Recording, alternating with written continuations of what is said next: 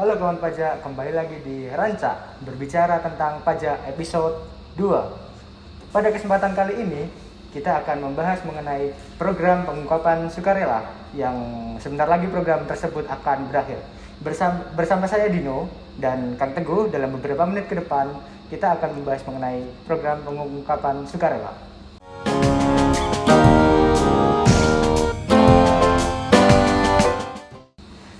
Baik Kang Teguh, sebelumnya bisa dijelaskan dulu apa itu program pengungkapan sukarela? Jadi, program pengungkapan sukarela adalah pemberian kesempatan kepada wajib pajak untuk melaporkan atau mengungkapkan kewajiban perpajakan yang belum dipenuhi secara sukarela. Bisa melalui pembayaran pajak penghasilan berdasarkan pengungkapan harta yang belum dilaporkan pada saat teks amnesti kemarin, atau juga pembayaran pajak penghasilan berdasarkan pengungkapan harta yang belum dilaporkan dalam SPT tahunan orang pribadi tahun pajak 2020. Baik Kang Teguh, untuk program pengungkapan sukarela sendiri, untuk periodenya mungkin bisa dikasih tahu dimulai dari kapan dan berakhirnya kapan?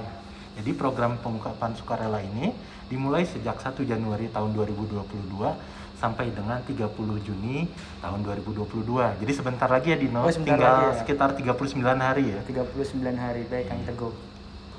Tadi kan sudah dijelaskan apa itu program pengungkapan sukarela dan periode untuk PPS itu sendiri dari Januari hingga Juni. Untuk yang selanjutnya mungkin bisa diberikan informasi bagaimana mekanismenya untuk mengikuti program sukarela ini Kang Teguh. Ya. Jadi program pengungkapan sukarela ini terdiri atas dua kebijakan, ada kebijakan 1 dan kebijakan 2. Untuk kebijakan 1, subjeknya ini adalah WPOP dan badan peserta TA kemarin. Sedangkan untuk kebijakan 2 hanya wajib pajak orang pribadi saja. Kemudian basis aset yang perlu diungkap untuk kebijakan 1 adalah aset per 31 Desember tahun 2015 yang belum diungkap pada saat TA kemarin.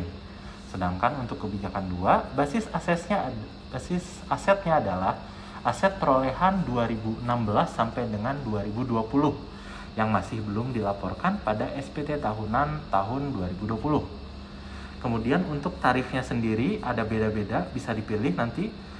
Nah, untuk tarif PPh final program PPS ini, yang pertama ada 6% untuk harta bersih dalam negeri atau harta bersih yang dialihkan ke dalam negeri yang diinvestasikan pada SBN, hilirisasi atau renewable energy.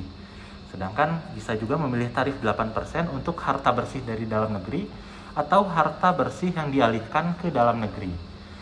Bisa juga untuk kebijakan 1 ini menggunakan tarif 11% untuk harta bersih yang tidak dialihkan ke dalam negeri. Nah, kemudian untuk kebijakan 2, tarifnya ada beda-beda juga, Dino.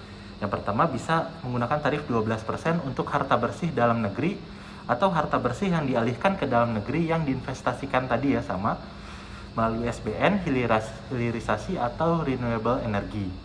Kemudian bisa juga 14% untuk harta bersih dalam negeri atau harta bersih yang dialihkan ke dalam negeri.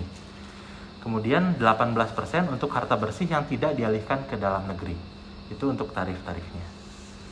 Baiklah Kang Teguh, tadi ada berbagai macam kebijakan, ada kebijakan 1, kebijakan 2. Dari berbagai kebijakan tersebut pun ada bermacam-macam tarifnya ya Kang Teguh. Tapi bisa disimpulkan bahwa yang kebijakan 1 itu hanya untuk WP Badan dan WPOP yang sudah ikut TA sebelumnya. Dan untuk kebijakan 2 itu untuk WPOP saja. Gitu ya Kang Teguh. Oke, untuk yang selanjutnya, apa sih manfaat bagi wajib pajak jika wajib pajak mengikuti program pengungkapan sukarela ini Kang Teguh? Jadi manfaatnya apabila wajib pajak mengikuti program PPS adalah yang pertama tidak dikenai sanksi pasal 18 ayat 3 UU Pengampunan Pajak, yaitu dikenakan 200% dari PPh yang kurang dibayar, itu nanti tidak kena ya. Kemudian yang berikutnya adalah data informasi yang bersumber dari SPPh dan lampirannya itu tidak dapat dijadikan sebagai dasar penyidikan, penyelidikan atau penuntutan pidana terhadap PP. Jadi itu tidak akan dijadikan dasar. Kemudian kalau misal untuk kebijakan 2, itu manfaatnya adalah yang pertama, wajib pajak itu tidak akan diterbitkan ketetapan untuk tahun pajak 2016 sampai 2020. kecuali ditemukan harta yang kurang diungkap. Jadi pastikan kalau misalnya mengikuti PPS ini sudah mengungkap semua hartanya ya. Kemudian seperti tadi, data dan informasi yang diungkap oleh wajib pajak itu tidak akan dijadikan sebagai dasar penyelidikan, penyidikan, atau penuntutan pidana terhadap wajib pajak. Baik Kang Teguh, ternyata banyak juga ya manfaat yang diterima oleh wajib pajak ketika wajib pajak mengikuti program pengungkapan sukarela ini.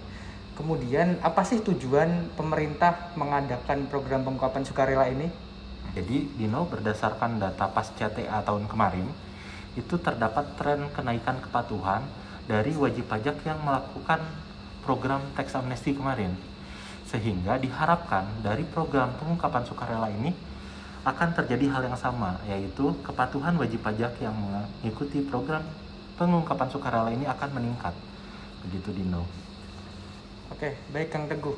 Dasar untuk mengikuti PPS ini kan harta yang belum dilaporkan pada SPT tahun 2020.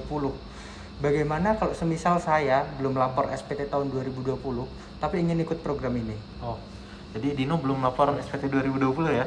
Kalau bisa segera. Jadi sama aja. Kalau misalnya Bapak Ibu misalnya belum melaporkan SPT tahun 2020, ini masih panjang waktunya, Bapak Ibu bisa melaporkan dulu SPT tahun 2020, kemudian setelah itu baru mengikuti program pengungkapan sukarela ini.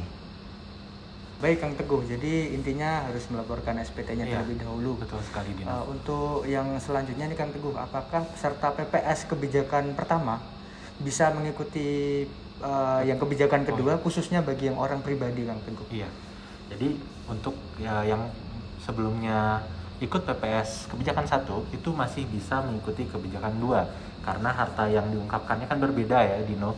Untuk PPS kebijakan 1 itu harta yang dimiliki dari tahun 1984 sampai dengan 2015. Sedangkan untuk kebijakan 2 itu adalah harta yang diperoleh di tahun 2016 sampai dengan tahun 2020.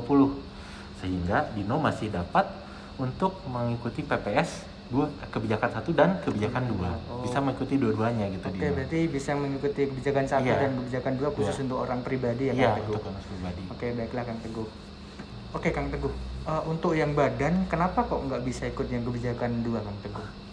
Jadi, wajib pajak badan itu tidak diberikan kesempatan untuk mengikuti PPS kebijakan 2 karena wajib pajak badan itu sudah dianggap lebih patuh ya dalam menyampaikan SPT-nya. Sehingga target utama untuk PPS kebijakan 2 adalah orang pribadi. Jadi wajib pajak badan tidak bisa mengikuti PPS kebijakan 2 ini. Oke Kang Teguh, jika semisal ada wajib pajak yang sebelumnya tidak ikut TA, tapi harta tahun 2015 dan sebelumnya belum dilaporkan, bagaimana sebaiknya Kang Teguh?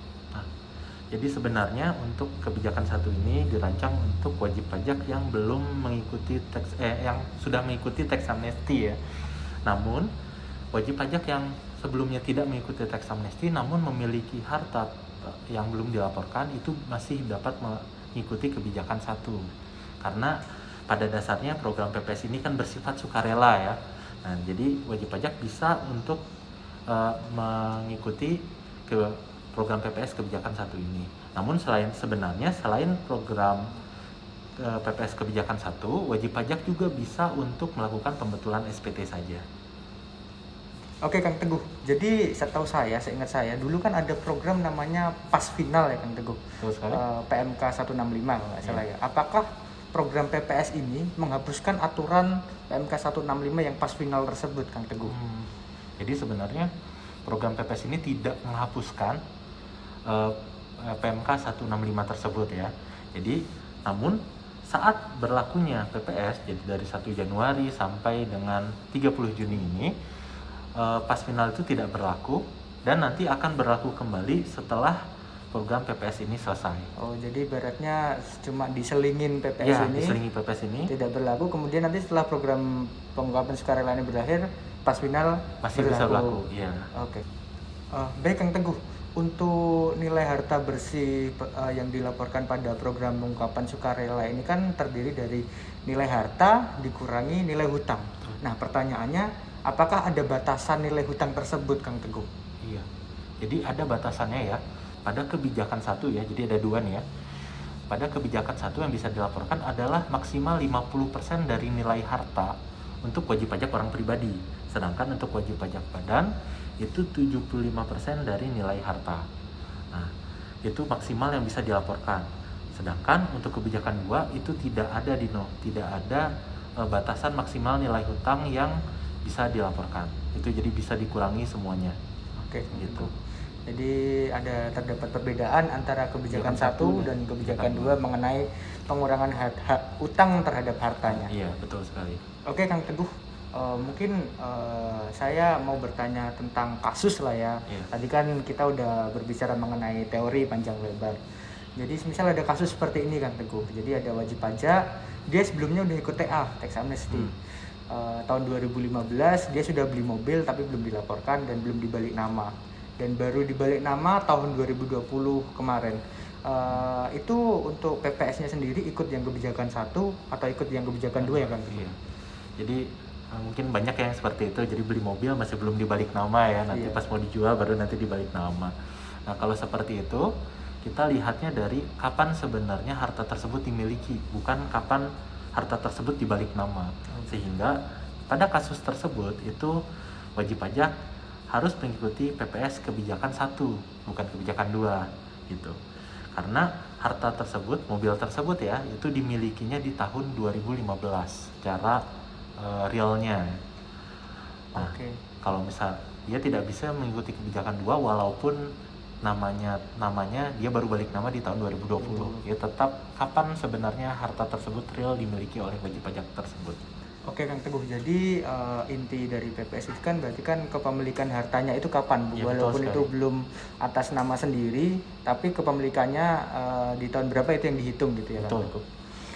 Baiklah, mungkin cukup sekian diskusi kita tentang PPS pada episode kali ini. Untuk wajib pajak yang belum mengikuti PPS, mari segera manfaatkan program ini hingga sampai tanggal 30 Juni tahun Jadi sekitar 39 hari lagi ya. tinggal sekitar 39 hari bagi wajib pajak, mohon segera untuk memanfaatkannya. Bagi wajib pajak yang ingin mendapatkan info terkini mengenai aturan perpajakan atau update tentang aturan perpajakan, mungkin bisa follow, like, dan komen pada akun YouTube, Facebook, Instagram KPP Pratama Solo.